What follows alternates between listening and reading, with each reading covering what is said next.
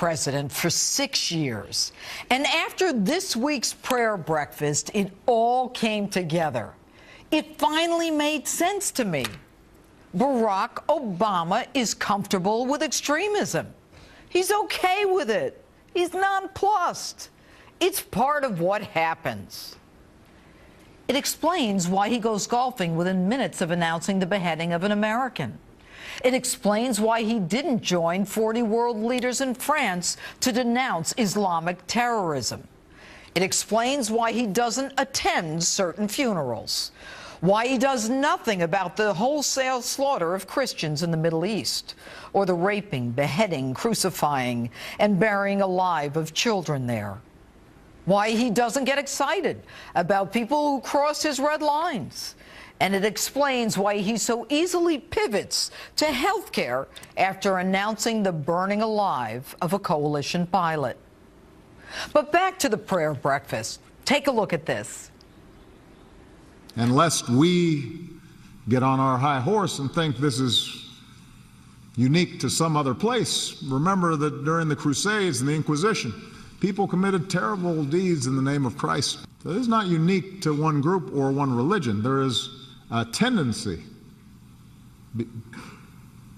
in us, a sinful tendency that can pervert and distort our faith.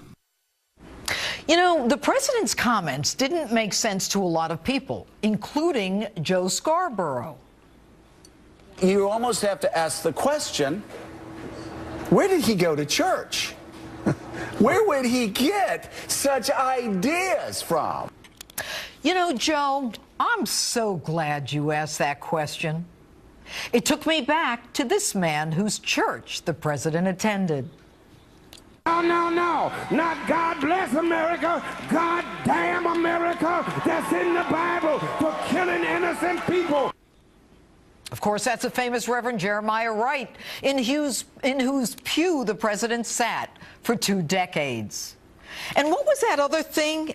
Get off our high horse? Are Americans on a high horse because we condemn the jihad of Islamic terrorists? Are you saying it's our turn? That we have it coming?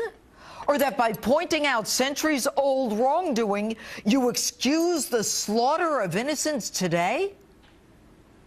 Mr. President, what's most interesting is that with the Crusaders, you so easily identify them as Christians. Why is it so hard for you to identify today's jihadi terrorists as Muslim? Throw a rock at Christians? No problem. But never speak of Islamic terrorists. Mr. President, aside from the obvious that was then and this is now, the Quran is interpreted by some as demanding jihad, the taxing or killing of non-believers, and a worldwide caliphate. And surprise, today's terrorists are beheading, imposing that same jizya tax, and in their march to create an even bigger Islamic State. Stop apologizing and stop pussyfooting around with this language dance. We get it. Not all Muslims are terrorists. It was Egypt, a country of 90% Muslim, that rose up against the jihadists who were also Muslim. Consider this. The first World Trade Center attack in 1993 by Muslims. The USS Cole bombers were Muslim. The Fort Hood shooter was Muslim. The shoe bomber was Muslim. The underwear bomber was Muslim. The Boston bombers were Muslim. The September 11th hijackers were Muslim. Mr. President, please identify what other violence is being committed against Americans in the name of any other religion. Or is it just coincidence? You know, you identify terrible deeds in the name of Christ. Why not identify terrible deeds in the name of Muhammad, the prophet of Islam? Calling Fort Hood workplace violence is a joke. People can't believe that that's how you categorize it. But then again, your administration erases words out of reports identifying terrorists as Islamic. Stop defending Islam. Start protecting Americans. Stop saying what Islam doesn't stand for and start saying what you, as our president, intend to do about this. Recent polls suggest that the overwhelming majority of Americans think it's at least somewhat likely Islamic terrorists will launch an attack on U.S. soil soon. But I believe you are so comfortable with extremism that you've lost an understanding of the danger to Americans. You boast a security policy of strategic patience. What are you waiting for? While you wait, they keep winning and Iran gets closer to nuclear enrichment. All the while, you open our borders, reduce our military, and criticize Americans and America at the UN and in Cairo. If nothing more, you're consistent. Extremism is just a part of life. But the danger, your nonchalant attitude, puts our entire nation in jeopardy. Just this week, your FBI director said that there were open cases looking into individuals who may be connected to ISIS in virtually every state but Alaska. In any given situation in history, people look to a leader when they are concerned. Your actions, your statements, your personal behavior suggest that none of this is a big deal. Even ISIS sees that Americans seem desensitized to beheadings. And so they move to the almost unimaginable, burning someone alive. Mr. President, Americans are angry and frightened. The impact on us is enormous. For many, the fear is overwhelming. I hate to think that the only solution that we have is to look forward to a real leader in 2016. And God, I hope it won't be too late. And that's my open. Tell me what you think on my Facebook page or Twitter at Judge Jeanine, #JusticeOpen. The outrage, though, continues over the comments President Obama made at that national prayer breakfast this week. Our commander-in-chief's ISIS Christian comparison drawing anger from religious leaders across the country.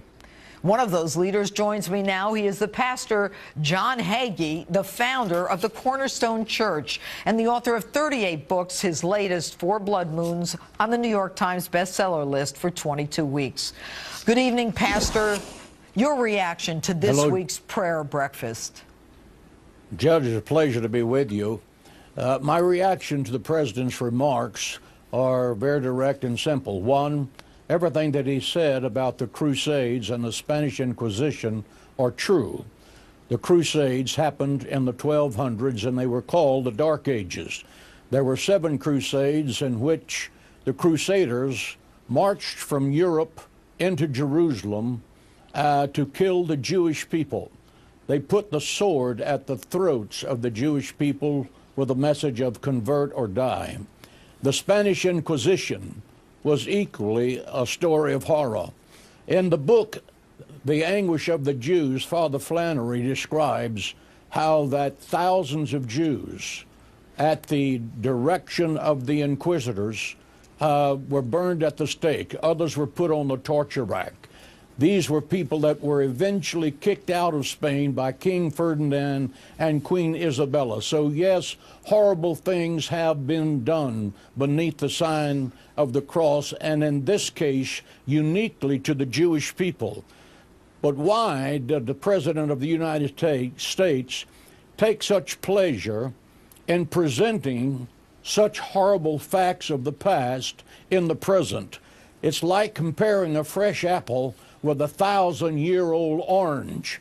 America does not need a history teacher to tell us about ancient history. We need a commander-in-chief who is willing to declare that Islam, radical Islam, has as its intention to take down the free world. Pastor, that ISIS is evil. Why do you think that our commander-in-chief is reluctant to identify just what you said? I think is reluctant to identify because he has announced that ISIS is dead. They're the junior varsity. They're not the Lakers. He has belittled them. He has repeatedly said the problem is over, when in fact the problem is becoming more exaggerated and more detrimental to the free world by the day. We have the king of Jordan coming to America asking for help. Why can't we have an FDR moment? The Lend-Lease program of FDR with Europe was giving them ships and planes and bombs and guns. Why can't we give bombs and guns and fuel to Jordan and let them fight ISIS? Why not arm the Kurds? The Kurds are pro-American. Yep. They want to fight. They are good fighters. Why not arm them directly instead of indirectly through Baghdad? If we would put those two together with just a little American help, ISIS would be on the run. But right now, we live in a world where America is a mockery. Our foreign policy is a disaster. Our friends don't trust us, and our enemies don't fear us. Pastor, quickly, how does Israel, our ally in the Middle East, survive when our president continues to negotiate with Iran over nuclear enrichment? The way that Israel survives is the way they always have. In the final analysis, they know they have to depend on themselves, because when push comes to shove, the nations of the world have never come to their aid. But I can say that Israel is fully prepared to defend themselves. When they say never again, they mean never again. They are not going to go like sheep to a slaughter a second time. They are going to defend themselves with an IDF that's fully trained, fully equipped, and they are ready to go. All right. Pastor John Hagee, thanks so much for being with us this evening. Thank you, Judge. All right. And, of course, the debate continues over America's strategy against ISIS, with the administration saying they're doing what needs to be done and their detractors saying we're losing the war. Take a listen. Nobody's letting off the gas. We're going to continue to put pressure on ISIL regardless of these barbaric acts. What these acts do, however, I mean, they bring into stark relief just how despicable these people are. I hope this heinous crime finally leads us to put in place what thus far has been lacking, a comprehensive strategy to achieve the president's stated goal to degrade and destroy ISIL. Let there be no doubt, we still do not have a viable strategy to counter ISIL, and if you're not winning in war, you are losing. All right, and with me now is military strategist and Fox News contributor Colonel David Hunt. Good evening, Colonel. Hi. Look, we started airstrikes in September. All right, they're winning and we're losing. What does it take for America to win this war? You've got to unite the American people behind whatever we're trying to do. We haven't done that yet. There's no feeling in this country that we're actually at war. It's not in the press, not talking about it much. We're going to have to lead. We don't have any of that right now. We've got disparate countries, very little on the ground. We've got only a couple of countries helping us in the air. I'm going to interrupt you. Sure. They've got 40,000. Jordan alone has 88,000. We've got the Kurds. We've got the Iraqi military. We've got, albeit 3,000 Americans on the ground. There's all kinds of support. UAE back in today. Why is this so hard? The armies you're talking about are not very good. Without our help, without us on the ground, without us doing logistics and intelligence and command and control, it can't be done. All right, so you're saying that we don't have the will. Is that what you're saying? Clearly we don't have the will, because this will take probably 10 to 20,000 American soldiers back in order to do this, and massive airstrikes.